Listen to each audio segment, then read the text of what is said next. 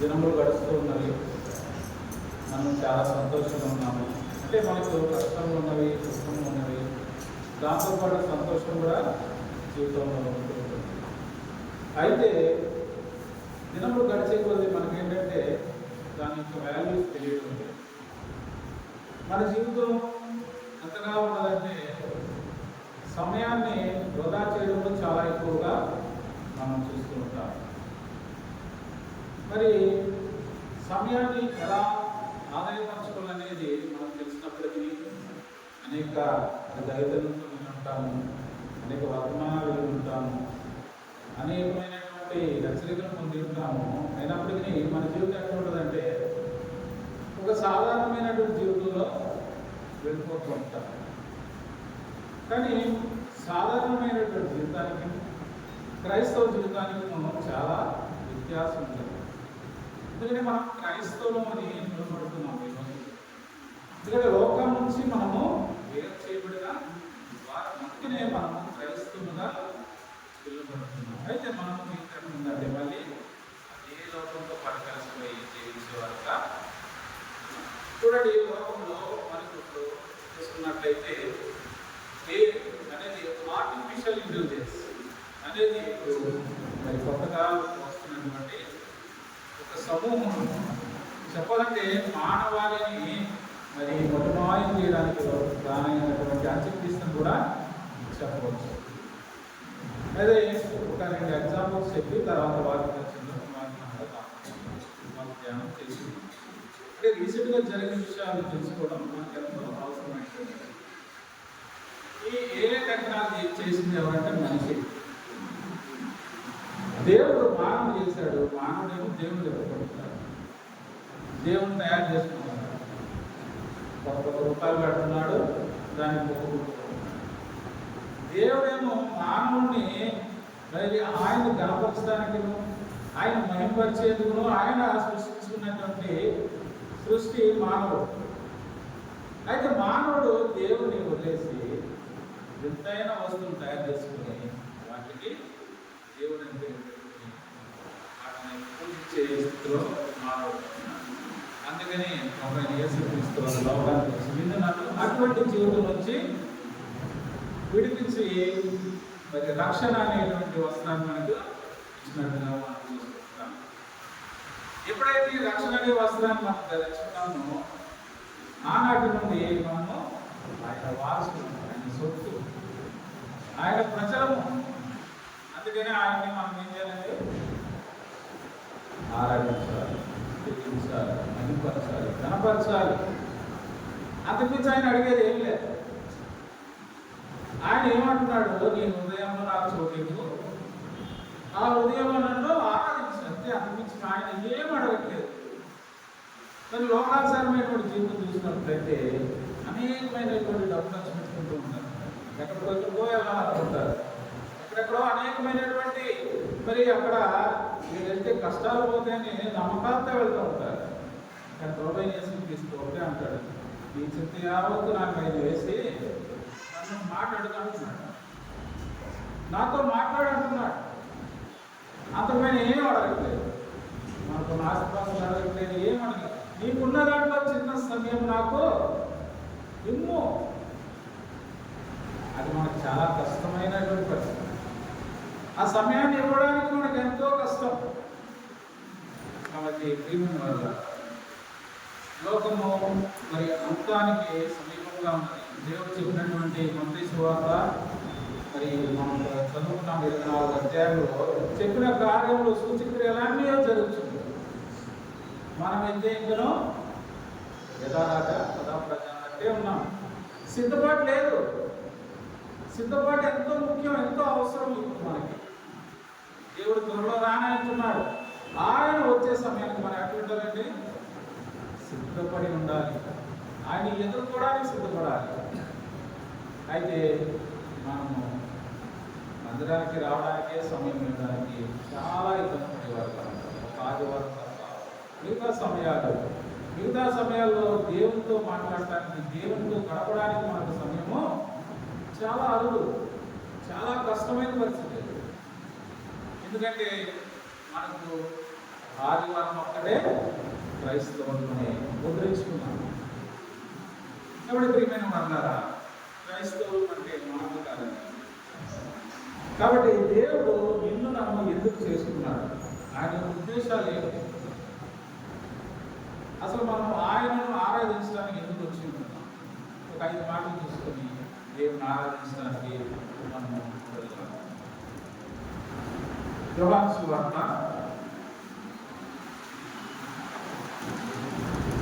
4వ అధ్యాయం 23వ వచనం.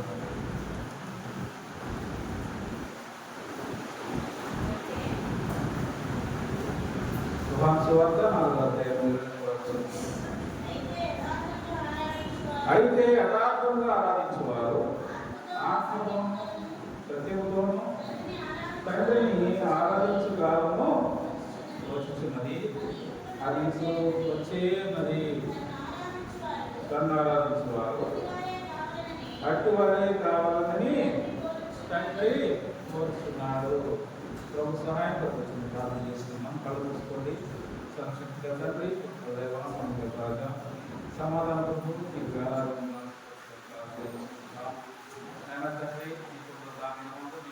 నీకు వచ్చి నేను ఆరాధించడానికి ప్రభావం కనిపించడానికి నాకు సమయం పడి లేఖనాలు ప్రకటించండి. మీరు మాతో మాట్లాడండి. మాకు కావాల్సిన ఆత్మీయ ఆహారం దయచేయమని ప్రార్థిస్తున్నాను. ఆయన తండ్రి, నేను ప్రభావం పనికిరాను. నేను తండ్రి మరి నన్ను నిలబెట్టి కార్యపాత్రలు వాడుకుంటుందిగా ప్రభాని నేను త్వరలో జ్ఞానంతో నింపండి. నా నోటి మాత్రం మాట్లాడాలి. నేను ప్రభాని ఆత్మతో నన్ను ఎన్నో ప్రార్థిస్తున్నాను. అవసరమైన మాటలు దయచేయండి. నేను ప్రభావ ప్రతి ఒక్కరికి మీరు ఇక్కడ ఉన్నటువంటి అవసరాలు ఏం మీరు మాట్లాడిన ఆ మాటలు మాకు దయచేయమని ప్రవేశనామని ప్రార్థిస్తున్నాను. మరొకసారి చదువుదాం. అందరం చదువుదాం. బైబిల్ చేరండి. మత్తయి యోహాను సువార్త 4వ అధ్యాయం 23వ వచనం. అయితే యథార్థంగా ఆరాధించేవారు ఆత్మతోనూ సత్యముతోనూ తండ్రిని ఆరాధించు కాలము వచ్చుచున్నది, అది ఎప్పుడునో వచ్చి ఉన్నది. తను ఆరాధించేవారు అట్టి వారే కావాలని తండ్రి కోరుకుంటున్నాడు. తన్ను ఆరాధించేవారు అట్టి వారు కావాలను.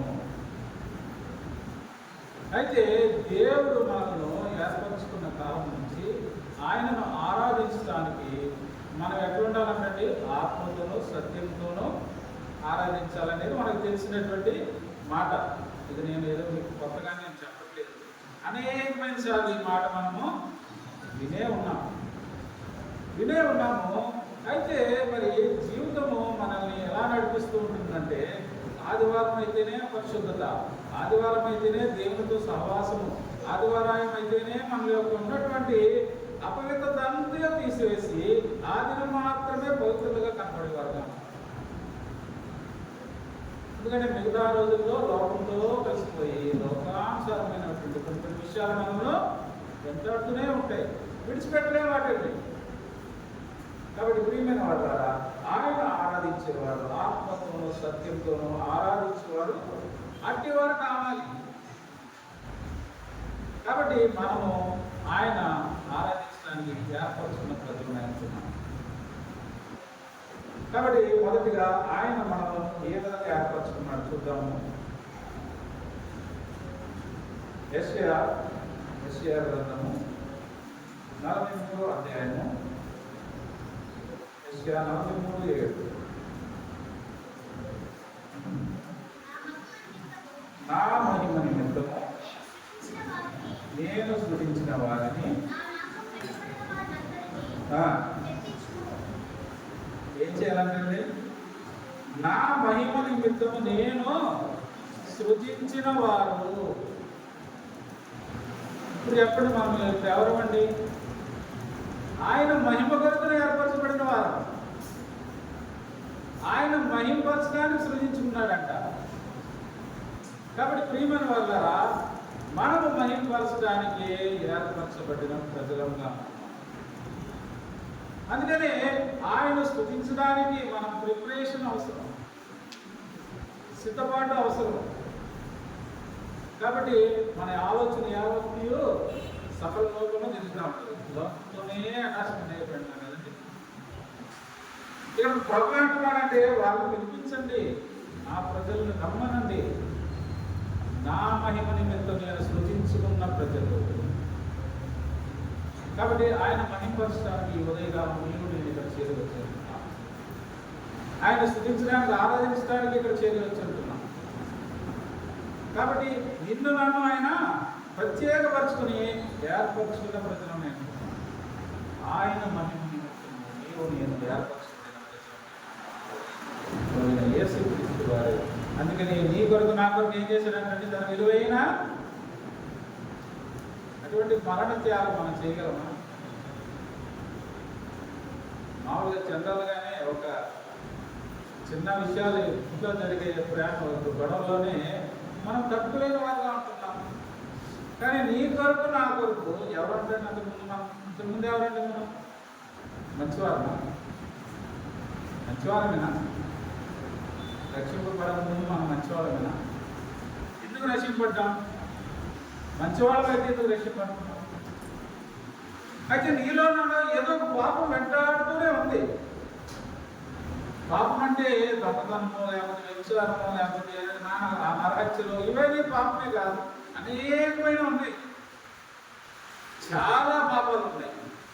అబద్ధమాటం కూడా పాపం, తిరగడం కూడా పాపమే, కోపడటం కూడా పాపమే. అవన్నీ మన దృష్టిలో పాపముగా కనపడదు. మన దృష్టిలో ఏంటంటే ఏదో పెద్ద పని చేస్తేనే పాపం. కానీ చిన్న చిన్న విషయాలు కూడా దేవుని దృష్టిలో పాపమే. ఇవన్నీ ఆయన జీవగ్రంథంలో రాయబడి ఉంటాయి, జ్ఞాపకం చేసుకుంది. ఆయన ఎదురు నిలబడినప్పుడు ఎలా ఉండాలంటే, నేను పరిశుద్ధుడు కనుక మీరును ఎందుకు మాట చెప్తున్నాడు, ఎందుకు మాట చెప్తున్నాడు? ఆయన ముందు నిలబడడానికి ఆరాధన కావాలి, లేకపోతే లేదు. ఆ జడ్జిమెంటే వచ్చినప్పుడు ఆయన ముందు నిలబడడానికి అసలు ఇక్కడ నుండి అర్థాలు కూడా లేదు. కాబట్టి ప్రతి మాట బైబిల్ రాయబడినది. ఎందుకంటే మనుషులకు మరీ మరీ మరీ మరీ చెప్తూనే ఉన్నారు. అందుకనే ఆయన అంతం వరకు సహించేవారు ఎవడవాడు అంటే మన రక్షణ పొందిన కాలం నుంచి మన పవిత్రతను ఏం చేయాలంటే కాపాడుకుంటూ ఉండాలి. సాతానుని శోధిస్తూనే ఉంటాడు, ఏదో చోటికి పడేయాలి, మళ్ళీ నేను నా దారికి తీసుకెళ్ళిపోవాలని ప్రయత్నిస్తూనే ఉంటాడు. అందుకనే కాబట్టి మనం ఎవరంటే ఆయన సృజించిన ఆయన మహిమ నిమిత్తం, ఆయన మహిమ నిమిత్తము మనం సృజించిన వారు ఆయన. కాబట్టి ప్రియమైన వారు మనం ఏదో అనుకుంటాము, మనము అది మందిరానికి వెళ్తే ప్రార్థన చేసుకుంటున్నాము, వాక్యం వింటున్నాము, తర్వాత మరి ఆయన రక్త మాంసాలను పాల్గొంటున్నాము, మన పాపములన్నీ కడగబడతాయి. అయితే మనకు ఉన్నటువంటి ఒక ఆలోచన, అయితే నా ఆలోచన, ఇది ఈ ఆలోచన చెప్పను. ఈ వారం అంతా నేను ఏదో తప్పు చేసుకోవచ్చు, అబద్ధాలు ఆడవచ్చు, ఎవరితోనైనా నేను తప్పుగా మాట్లాడవచ్చు, లేకపోతే నేను మరి కోపడవచ్చు, ఎవరైనా తిట్టుండొచ్చు. మళ్ళీ వచ్చి ప్రభువా దేవా నేను పాపని, నన్ను క్షమించేయా అంటే అంటే మనకి క్షమాపణ అయిపోతుంది. ఆయన రక్త మాంసాలు మనం పొందేసి మళ్ళీ మనం పవిత్రం అయిపోయినటువంటి ఆ ఫీలింగ్ ఒక నాకు వచ్చేది కదండి. ఏ మందిరాల్లో ఉంటాయా ఇలాగా ప్రభు యేసుక్రీస్తు రక్త మాంసాలు పెట్టినటువంటి సాదృశ్యంగా వచ్చినటువంటి రక్త మాంసాలు పాలు పొంది మరి ఏ చర్చిలో లేవు. మనం వారం అందుకనే వారం ముందుగా అంటాం కదా, ముందు మీరు పరీక్షించుకుంటాం, మళ్ళీ జ్ఞాపకం రివ్యూ చేసుకుంటాం. పోయిన వారం రివ్యూ చేసాం, అయ్యా అయిపోయింది, బాప్షమాపణ అయిపోయింది, మళ్ళీ న్యూ లైఫ్ స్టార్ట్ అయిపోతుంది, మళ్ళీ పాస్తారు. ఆదివారం అవగానే going back to the old life. అందుకని సూచించిన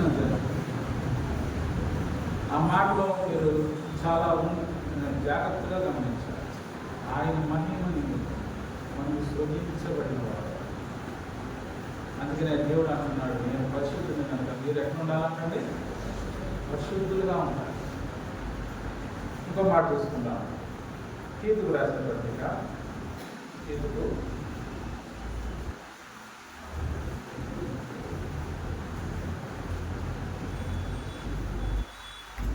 2వ అధ్యాయం 14వ వచనం.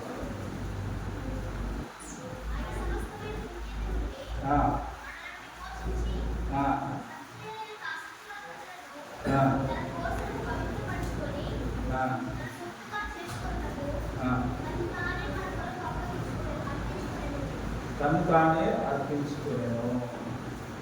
ఆయన ఏం చేశాడంటే, ఆయన సమస్తమైన దుర్నీతి నుండి మనలను విమోచించడానికి ఏం చేశాడంటే, తను తాను అప్పగించుకునేను. మనలను పాపము నుంచి విమోచించడానికి ఆయన తను తాను అప్పగించుకున్నాడు. ఎందుకంటే ఈ మాట, మనల్ని విమోచించి పవిత్రపరుచుకుని ఏం చేస్తున్నాడంటే, పాపం నుంచి మనల్ని విమోచించి మనల్ని పవిత్రులుగా చేస్తున్నాడు. దేని కొరకంట? తన సొత్తుగా చేసుకోవడానికి. ఇప్పుడు ఎవరు మనం? ఇప్పుడు ఆయన సొత్తు. ఎప్పుడైతే నీ పాపం విమోచింపబడిందో, ఆయన రక్తం ద్వారా కడగబడిందో, ఆనాటి నుండి నువ్వు ఎవరండి? మనం ఆయన సొత్తు. అంటే మనం ఆయన ప్రాపర్టీ.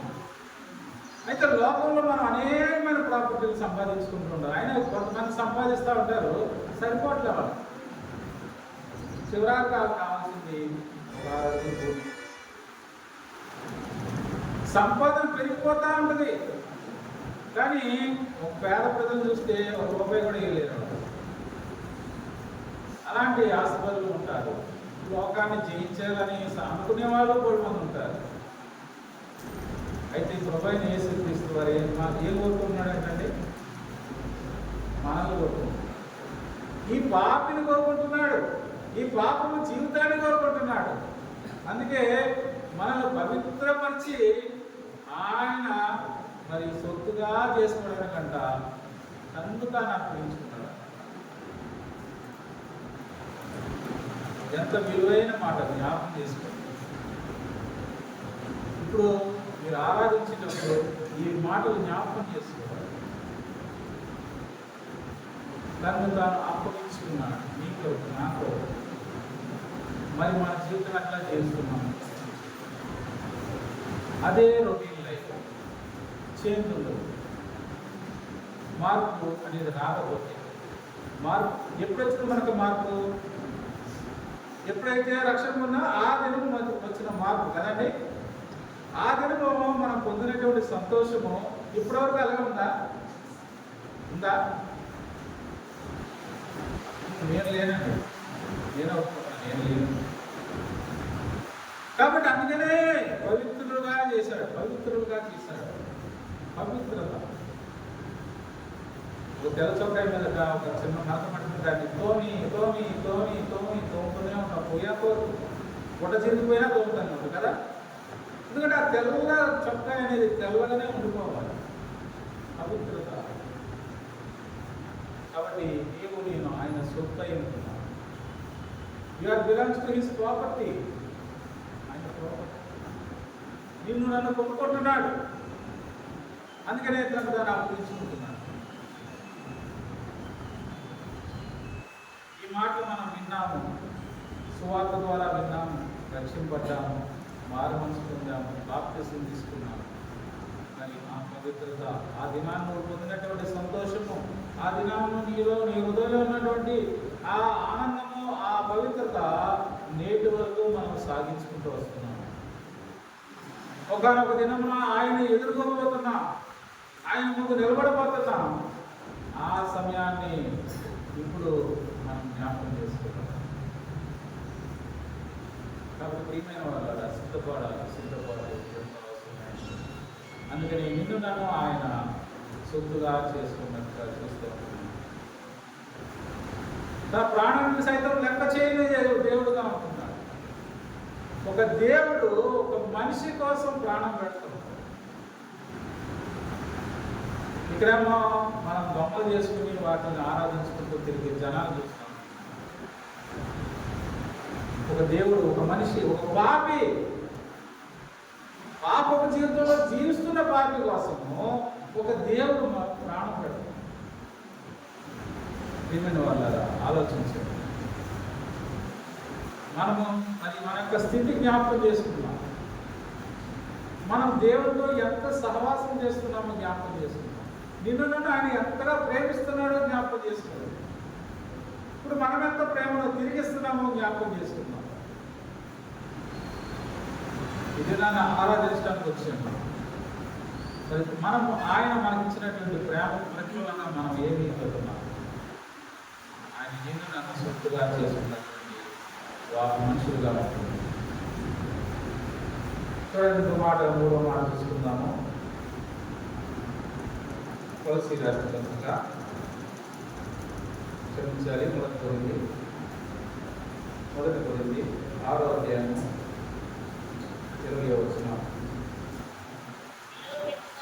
విలువ పెట్టి కొనబడిన వారు కనుక నీ దేహముతో దేవుని మహిమ పరచుడి జాత.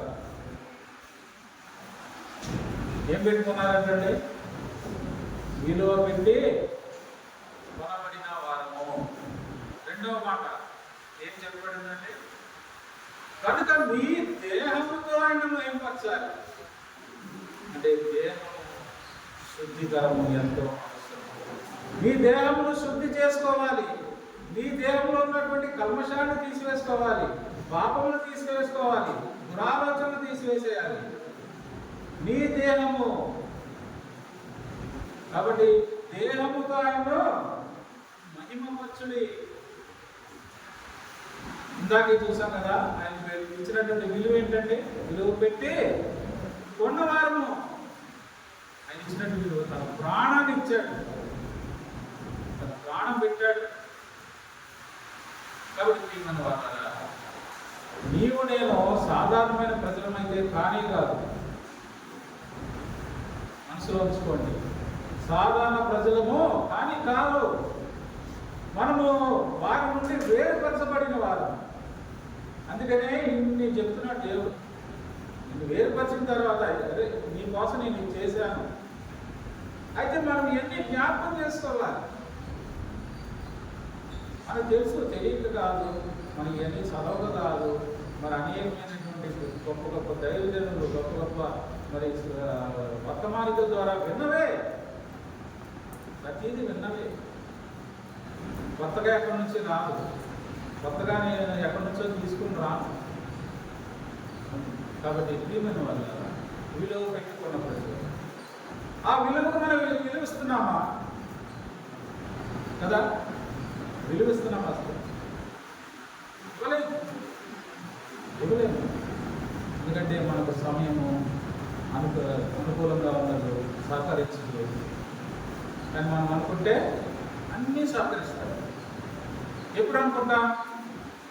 బంధువులు ఇంట్లో ఫంక్షన్ ఉన్నప్పుడు అనుకుంటాం, బయట ఏదైనా మీటింగ్లు ఉంటే అనుకుంటాం, మరి ఎక్కడికన్నా వెళ్ళాలి అనుకుంటాం, ప్రయాణాలు ఉంటే అనుకుంటాం. అన్ని విషయాలు ఉన్నప్పుడు సమయం అనుకూలిస్తుంది, సహకరిస్తుంది. ఈ విలువ పెట్టి కొన్న ప్రజలైనటువంటి మనము ఆయనకు విలువ ఇవ్వడానికి మాత్రం సమయము మన దగ్గర అస్సలు ఉండదు. అమ్మా రాత్రికి రాలేదమ్మా, లేదమ్మా, కదా ఏమైంది రాలేదంటే అన్నా అర్జెంటుగా వేరే చోటకి వెళ్ళాల్సి వచ్చిందన్నా. అన్నీ అర్జెంటుగా.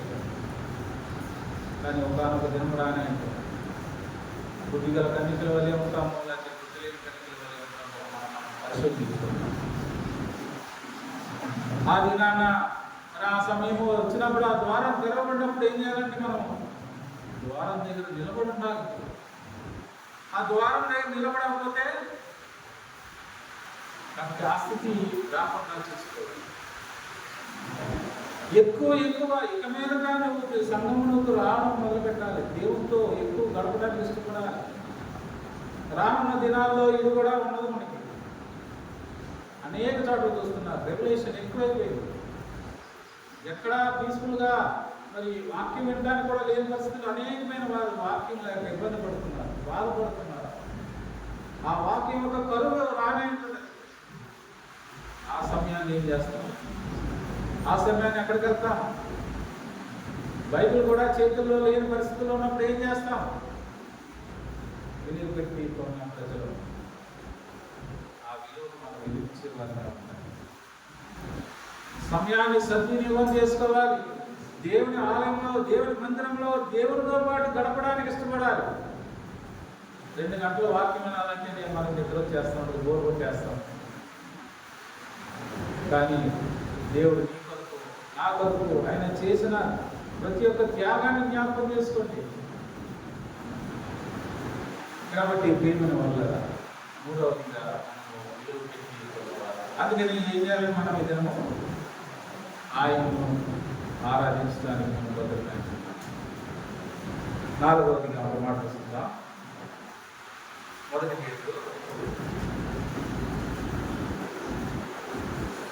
పేతురు 3వ అధ్యాయము 9వ వచనం. ఆశీర్వాదములకు వారసులకు మీరు పిలువబడింది కనుక చాలా చాలా ఆశీర్వాదములకు వారసు. నేను పుట్టి పెరిగిన దగ్గర నుంచి నాకు 40 సంవత్సరాలు.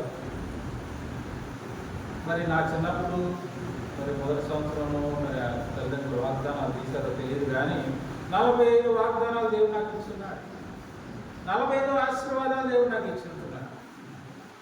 మరి మీ అందరికి ఇచ్చి ఉంటాడు కదా. ఆశీర్వాదానికి ప్రతిదీ ఆశీర్వాదమే.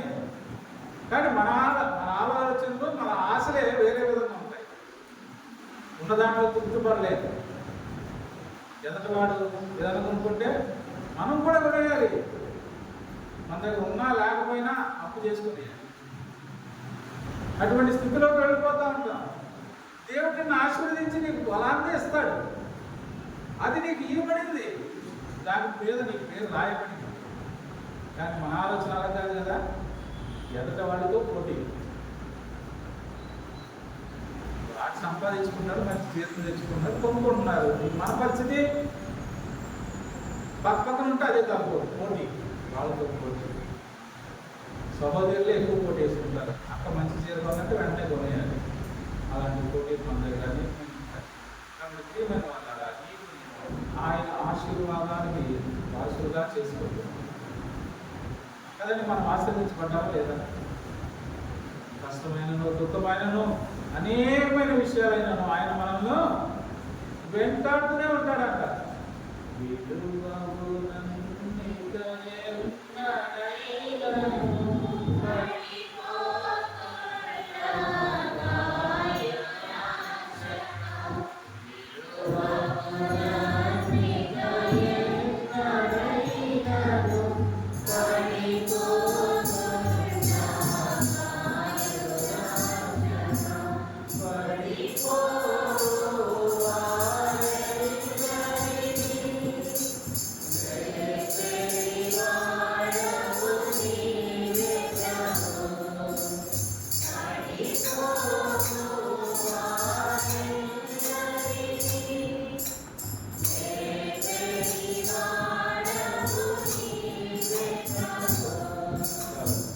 కాబట్టి ఆయన మనం ఎన్నడూ విడవట్లేదు. అది మనకు అర్థం కావాలి. అది నాకు కష్టం వచ్చింది, దేవుడు నాకు సాయం చేయాలి. ఆ కష్టం ద్వారా నువ్వు ఏదో నేర్చుకోవాలని ఇష్టపడుతున్నాడు దేవుడు. అది మనకు అర్థం కాదు.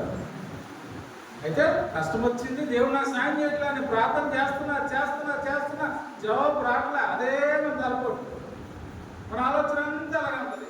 అరే నీకు వచ్చిన దాని ద్వారా ఏదో నేర్చుకోమని చెప్తున్నాడేమో, అది అసలు ఆలోచించింది. ఆ కష్టమే మన కళ్ళ కనిపిస్తూ ఉంటుంది.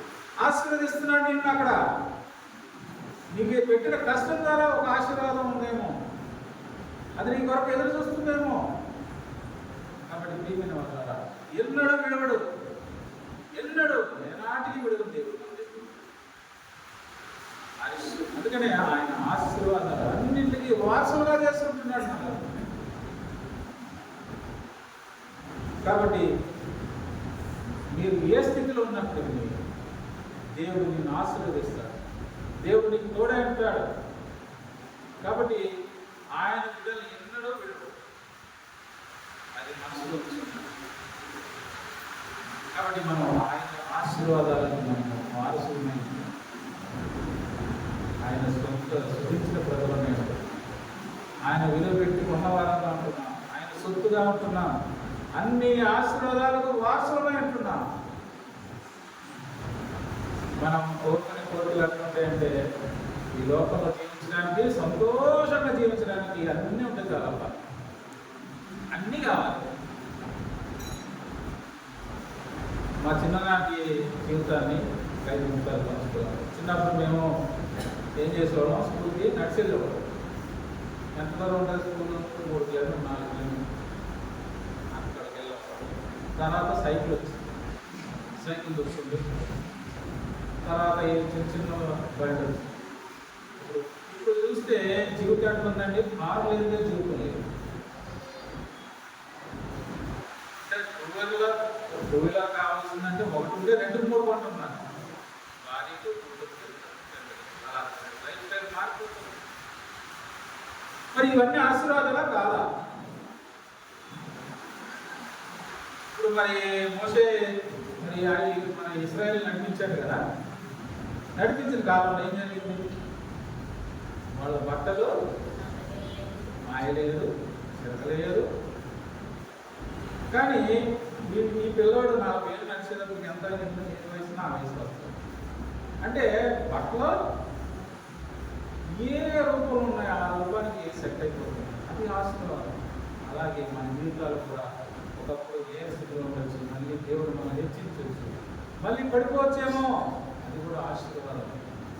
ప్రియమైన వాళ్ళ ప్రతిదీ మన జీవితంలో జరుగుతుందంటే దేవుడు నీ నుండి ఏదో కోరుకుంటున్నాడు, నీ నుండి ఏదో చేయబోతున్నాడు అనేది మనం తెలుసుకోవాలి. ఆశీర్వాదాలు ఇచ్చే దేవుడు ఈనాడు మనల్ని విడువడు. ఆఖరికి ఒక మాట గురించుకుందాం. ఎఫెసీ రాసిన పత్రిక, ఎఫెసీ 5వ అధ్యాయము 2వ వచనం.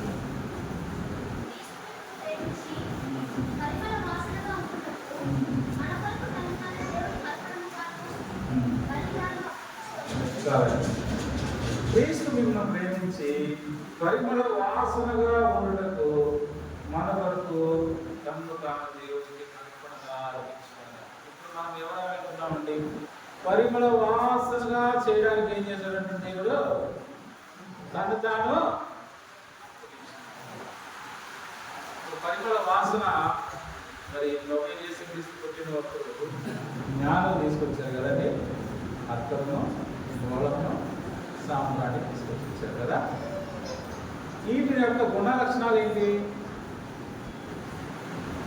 మంచి వాసన, సువాసన ఇస్తాయి. ఈ మంచి సువాసన దేనికి గుర్తుగా ఉంటుందండి? మన యొక్క గుణ లక్షణాలకు గుర్తుగా ఉంటుంది. నీలలో ఉన్న గుణ లక్షణాలు ఒక పరిమళ వాసనగా గుర్తుగా ఉంటాయి. మంచిగా ఉంటే మంచితనం అనే పరిమళ వాసన, ప్రేమ చూపిస్తే ప్రేమ కలిగిన వాడనే పరిమళ వాసన. అలాగా మనలో ఉన్నటువంటి గుణాతిశయాలని ఆయన ప్రభు అయిన యేసుక్రీస్తు వారు నిరూపించడానికి మరి యెహోవా దేవుని ముందు నిన్ను నన్ను తీసుకెళ్ళి నిలబట్టి, ఎదుగో నా ప్రియ బిడ్డ మరి తన జీవితమంతా మంచి కార్యములతో బతికున్నాడని నిలబడితే ఏమవుతుందంటే అప్పుడు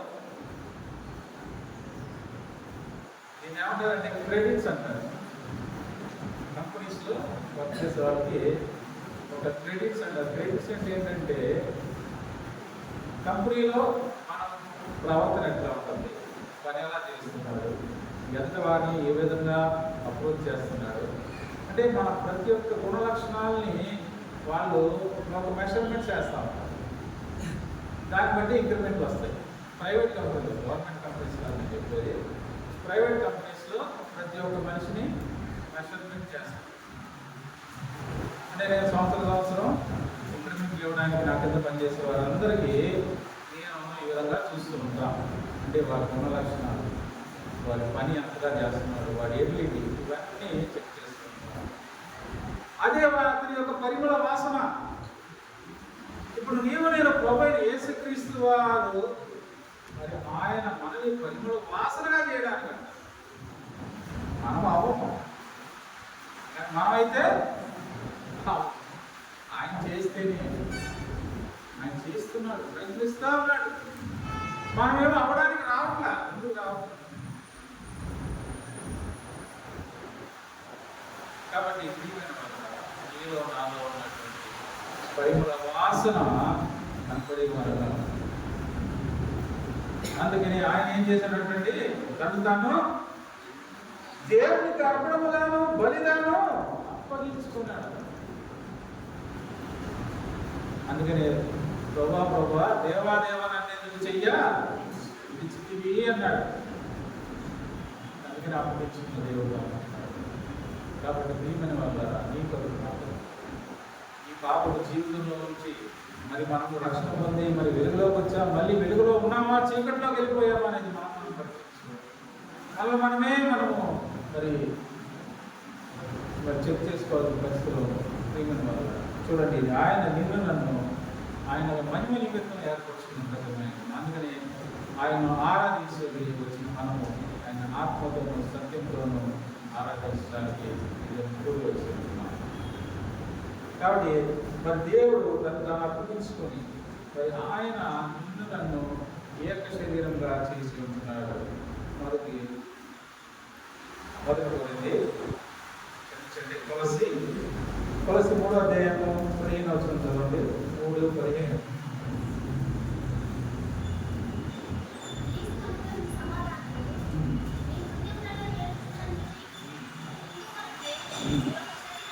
ఎందుకొరకే మీరు ఒక్క శరీరముగా పిలువబడతారు.